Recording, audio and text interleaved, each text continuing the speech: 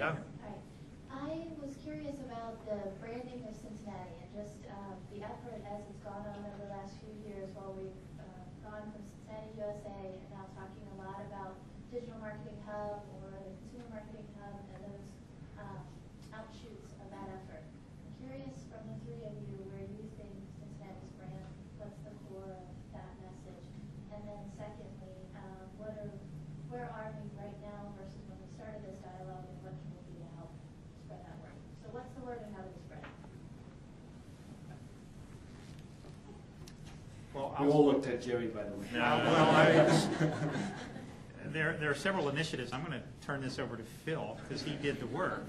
But there was a marvelous thing that happened where many organizations in the region came together to create this Cincinnati USA brand, and it was meant to be applied broadly. And Landor, when Phil was at Landor, did the work, and that remains the umbrella identity for so much that's going on in the region, and that work continues, and there is a much more coherent, attractive presentation to the work of the Chamber, the Visitors Bureau, lots that's going on because of that hard work.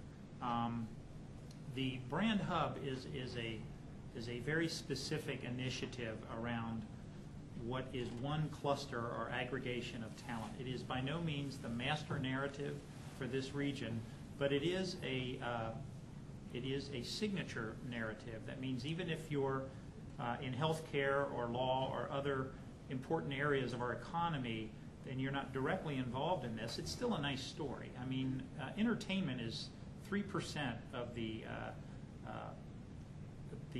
size of the Los Angeles economy. There are lots of industries much bigger, but entertainment's a fun story. Nashville's about a lot more than country music. So this isn't the sexiest idea, but it's sexier than advanced chemicals as a signature narrative. So it's kind of cool. People like people. Everybody likes talking about brands. Celebrities are now brands. So this is an idea that has some legs, and the fact that we are claiming some expertise in this region is something that as we test it, as we're still in the development phases, and I'm desperate to have all those programs that you hunger for. But we've arrived at some word choices, some ways to describe the narrative, and we're feeling pretty good about the path we're on. But it is a business story. It is a specific signature story, not a master narrative for the region, if that helps. The master identity is still the original Cincinnati USA with the three colors. And I'm not trying to duck the question in the least, but I actually think when you think about the brands in your life that are important to you, that you kind of can't live without, yes, it comes in a package with a logo, or you're experiencing it online or whatever.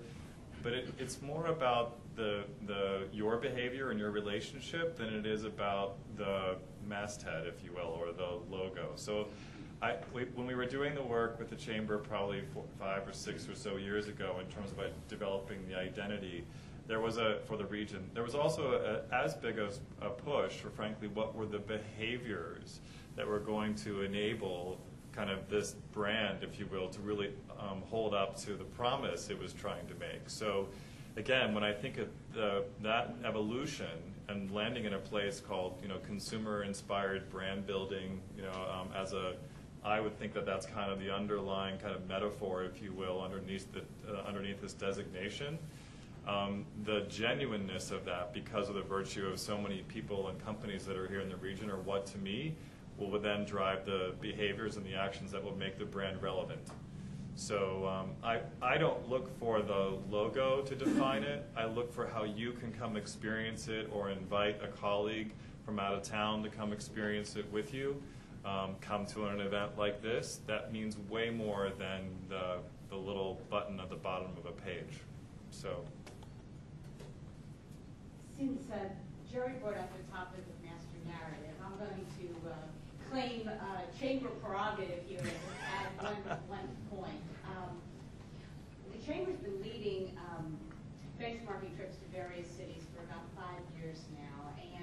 one of the things that is very clear is some of the leading regions in our country really have a pretty good handle on the very question, or the answer to the question that you raised, and that is, who are we? You know, what is our DNA?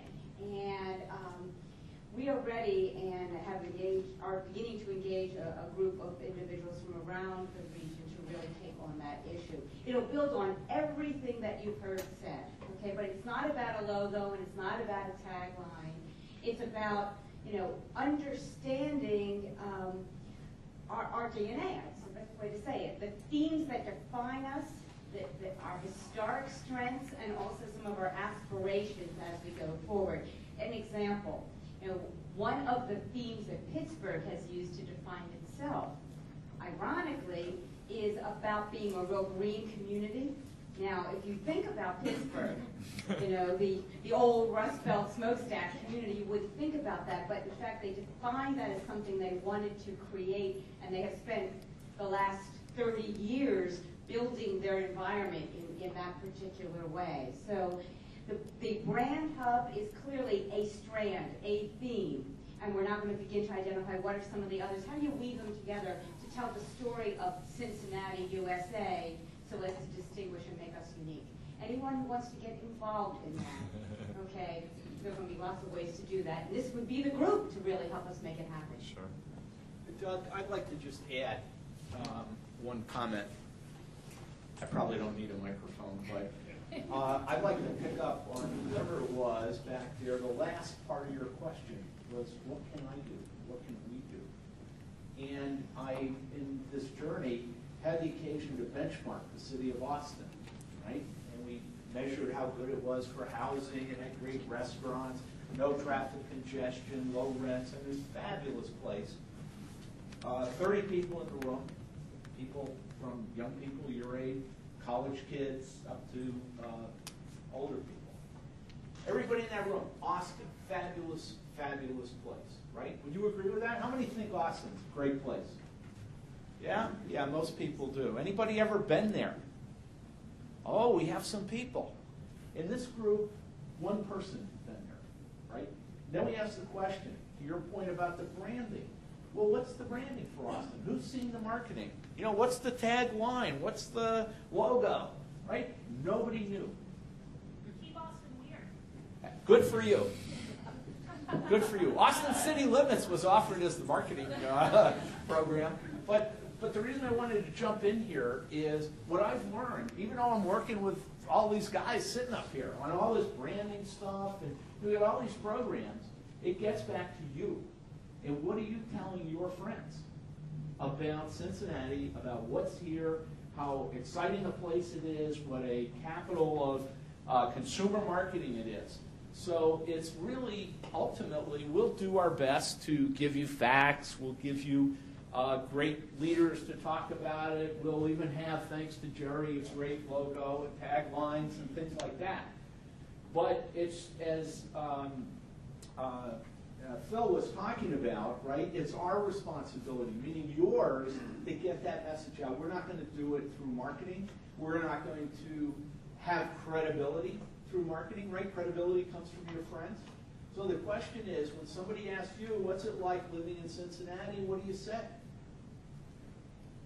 And I think you really each ought to spend just a few minutes thinking that through, because you are the representatives of the city. You're the folks that are going to build a reputation. I can give you facts. So what you can do to answer that question is to think about these tremendously positive aspects of the region, why you're here, why it's such a global hub of consumer marketing and what that means to you and to people living here, and talk about it in authentic, informed ways.